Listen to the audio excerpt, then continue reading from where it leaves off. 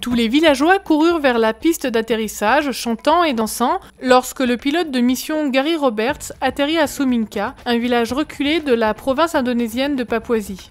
Il fallut 10 ans aux villageois pour abattre les arbres à la main afin de libérer une piste d'atterrissage dans leur village montagneux. Et l'avion de mission de Gary fut le premier à atterrir. C'était un grand événement. Quand Gary sortit de l'avion, la foule se tut. Leurs chants et leurs danses avaient cessé. « Est-ce que c'est un avion adventiste ?» demanda un homme. Les villageois avaient vu le logo des 3 anges sur la queue de l'avion. Gary fut surpris. Suminka était un village qui n'était auparavant accessible qu'en parcourant de longues heures de marche. Il ne s'attendait donc pas à ce que les villageois aient entendu parler de l'église adventiste. Il apprit bientôt qu'une bonne partie des villageois observaient le sabbat. La raison, dirent-ils, était à cause d'un chien adventiste.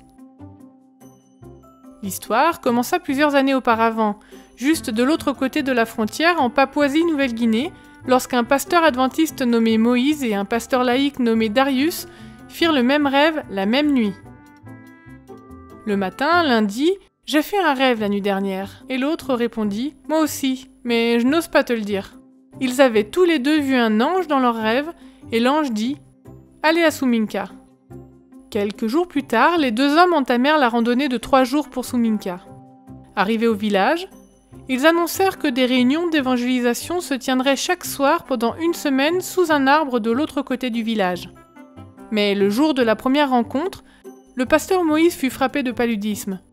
Il était terriblement malade, et les villageois prédirent qu'il allait mourir. « Mais s'il va mieux, nous viendrons l'écouter à la réunion », ajoutèrent-ils. Toute la journée, le pasteur Moïse fut malade, mais à 17h, il se sentit soudainement mieux. Il prit un bain et alla prêcher. Après, il tomba de nouveau très malade. Ce phénomène se produisit toute la semaine.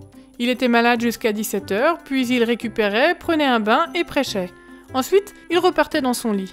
Lors des réunions, il parla du sabbat et mit en garde contre la consommation de viande impure comme le porc. Les cochons sauvages sont un plat populaire dans les montagnes de Papouasie. Quand la semaine s'acheva, le pasteur Moïse fit un appel, mais personne ne s'avança. Les pasteurs Moïse et Darius rentrèrent profondément déçus.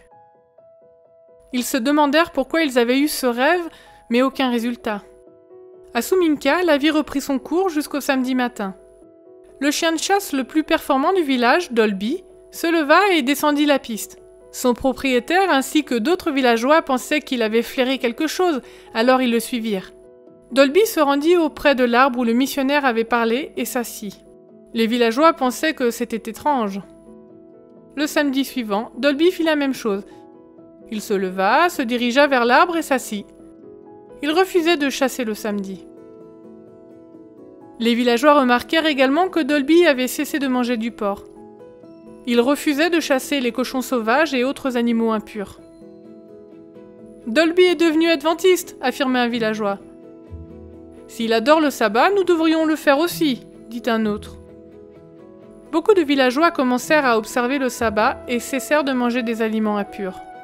Gary, le pilote de la mission, était tout excité quand il entendit cette histoire, et plus tard, il appela le pasteur Moïse.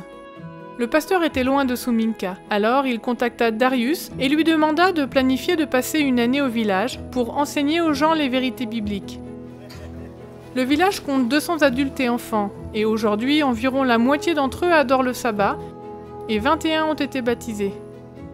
Dolby ne mange toujours pas de nourriture impure.